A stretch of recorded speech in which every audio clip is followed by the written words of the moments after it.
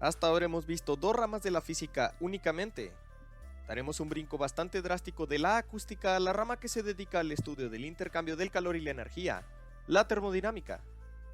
En esta sección, junto con la posterior, asentaremos las bases para el entendimiento principal de las interacciones de trabajo y energía entre moléculas. La termodinámica presenta un rango amplio de interacciones y aplicaciones, desde los rayos que nos llegan desde el Sol y permiten la vida en el planeta Tierra, hasta el diseño de artefactos que sustraen el calor, como los refrigeradores, o que lo generan, como los calentadores.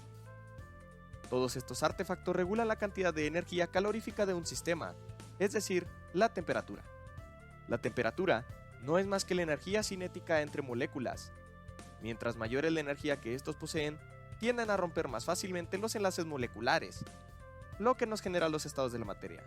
Pero hablaremos de esto después. Por ahora, la temperatura de un sistema se mide en Kelvin para el sistema internacional, en grados centígrados y en grados Fahrenheit para otros sistemas y situaciones. Estas son las ecuaciones para pasar de una notación a otra.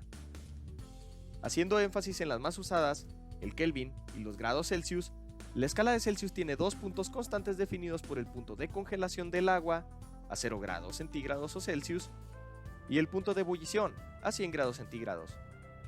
Mientras que el Kelvin solo tiene uno, y es el denominado cero absoluto, y es el punto donde prácticamente la materia está inerte.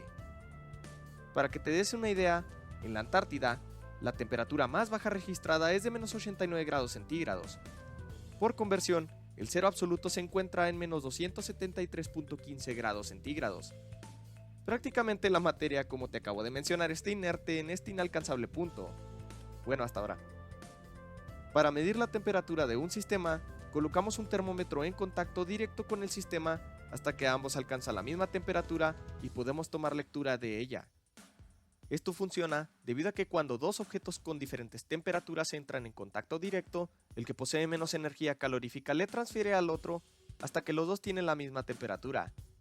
Esto es lo que se conoce como equilibrio térmico y lleva una fuerte relación con la ley cero de la termodinámica, que nos dice lo siguiente. Cuando dos objetos con diferente temperatura entran en contacto directo, intercambian energía calorífica hasta que sus temperaturas se igualan. En sí, nos explica la transferencia del calor entre los objetos que entran en contacto uno con el otro. En general, existen 4 leyes para esta rama que nos explica la física del calor. Llevamos una, mientras que hablaremos de las otras 3 en capítulos posteriores. Por ahora, como recordarás en capítulos previos, todos los objetos pueden deformarse si les aplicamos un esfuerzo específico. Ocurre una deformación por tensión, una volumétrica y una por corte, ¿lo recuerdas? Bueno, cuando nosotros incrementamos la temperatura de un objeto, este también tiende a deformarse. Si añadimos calor, se expande, y si lo removemos se contrae. Esta expansión puede ser lineal, cuyo cambio es solo en una dimensión, y ecuación nos dice que el incremento de la longitud es igual a una constante de expansión lineal, alfa, que depende del material, al que se le incrementa la temperatura, multiplicado por la longitud inicial del material, multiplicado por la diferencia de la temperatura, o el cambio de ella. O puede ser volumétrica, cuya deformación ocurre en las 3 dimensiones. La ecuación se parece bastante a la de la expansión lineal, solo que ahora tenemos una constante de expansión volumétrica beta, multiplicada por el volumen inicial del material, y claro, el cambio de la temperatura. Verás que la expansión depende principalmente de la constante de expansión del material. Aunque el cambio de temperatura sea el mismo, una barra de aluminio se expandirá más que una de acero. Antes de proseguir, queremos dejar en claro que el calor es la transferencia de energía calorífica de un sistema a otro, mientras que la temperatura es la medición de ello. Además de que algunos materiales se expanden más que otros, también algunos materiales se calientan más que otros. Esta dependencia es tanto de las propiedades del material, con una cantidad llamada calor específico, como de la masa del material. Si tenemos dos bloques de plástico, uno de 1 kilogramo y uno de 3 kilogramos, y le suministramos la misma energía a ambos, Unos momentos después. claramente el más pequeño se calienta más fácilmente. La ecuación entonces para el calor requerido para el cambio de la temperatura de un objeto es la siguiente. Calor es igual a la masa por el calor específico por un diferencial de temperatura. El calor específico suele variar también con respecto a la temperatura, pero esta variación suele ser muy pequeña, y se considera para casos muy específicos. Otra forma de escribir esta ecuación es con el número de moles n, cuya relación con la masa del material es la siguiente. Esta ecuación es mayormente utilizada por los químicos, y reemplazada se vería de la siguiente forma. Y al calor específico C por la masa molar m le denominamos capacidad calorífica molar. Aquí te dejo una tabla donde te anexo las tres ecuaciones. Recuerda que el calor específico, la masa molar m y la capacidad calorífica molar depende del material al que le estamos transfiriendo la energía. Además de requerir un calor mínimo para el cambio de temperatura, otro suceso que necesita una cantidad de calor mínimo para acontecer es el cambio de estado. Al nosotros calentar el agua para hervirla, parte de esta agua logra pasar del estado líquido a gas, debido a que se le proporciona este calor mínimo para su cambio de estado. Ocurre de la misma forma al pasar el estado de congelamiento, y esto para todos los materiales. El calor mínimo requerido presenta dependencia en este caso en la masa del cuerpo y en una constante conocida como el calor latente, que es una constante que depende del cambio de estado.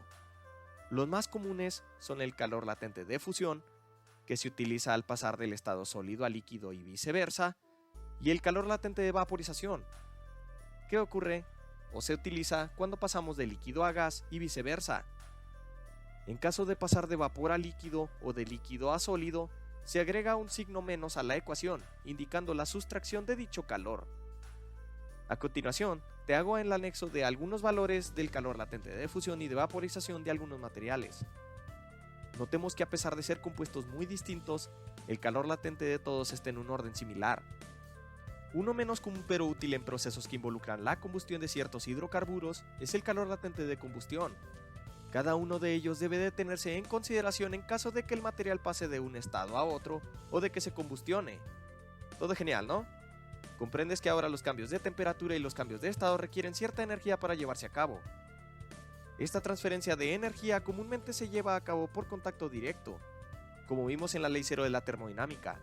A este tipo de transferencia de calor se le llama por conducción, en el cual el intercambio es directo.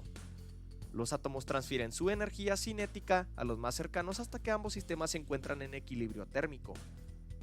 Si se transfiere una cantidad de calor en un instante de tiempo dt, obtendríamos una rapidez de flujo de calor de Q en dt, que comúnmente se le llama corriente de calor H. Mientras más calor circule en menos tiempo, el flujo incrementa. La ecuación para el flujo está dictada entonces por lo siguiente: una constante K, llamada conductividad térmica, que depende del material al que se le transfiere la energía, y como su nombre nos dice, es una constante que nos dice la facilidad del material para recibir esta energía. Un área A, que es el área con la que se está haciendo contacto los materiales, y la cantidad TH-TC entre L, que es la diferencia de temperaturas entre objetos divididos por la longitud del conductor. Se ve claro en la imagen.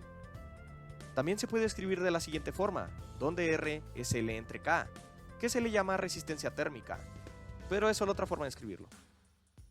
Esto es para la transferencia de calor por contacto directo. Otra forma para transferir el calor es por convección, cuyo proceso se da por el movimiento de un fluido. Este es un poco más complejo matemáticamente, por ello no se verá en este curso básico de termodinámica. Finalmente, el tercer tipo es por radiación y ocurre por medio de ondas electromagnéticas. El ejemplo más común son claramente los rayos del sol. Lo más interesante de este método es que todo cuerpo emite energía de esta forma, en forma de radiación electromagnética.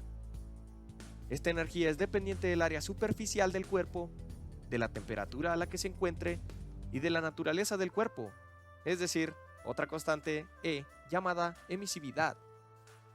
La ecuación entonces se le vería de la siguiente forma, y es denominada ley de Stefan-Boltzmann, donde sigma es claramente la constante de Stefan-Boltzmann, y si la temperatura se encuentra a la cuarta potencia, por lo que es la mayor influencia en la transferencia de energía por radiación. Para saber la tasa de transferencia de calor de un cuerpo a otro, la ecuación se ve así, donde las temperaturas son la del cuerpo que la emana y la del cuerpo que lo absorbe respectivamente. Como este fue un capítulo introductorio, te haré un resumen de lo visto hasta ahora. La termodinámica es la física que se encarga del estudio de la transferencia del calor. La temperatura es la magnitud referida al calor medible y se da en Kelvin en grados Celsius y en grados Fahrenheit, donde 0 Kelvin es lo que conocemos como cero absoluto, o el punto de mínima energía de la materia. Cuando dos cuerpos se encuentran en contacto, estos tienden a llegar al equilibrio térmico. El añadir calor a un objeto puede provocar que éste se expanda, o si se sustrae el calor, que se contraiga. La expansión puede ser lineal o volumétrica, y depende principalmente del cambio de la temperatura y de las cantidades alfa y beta de cada material.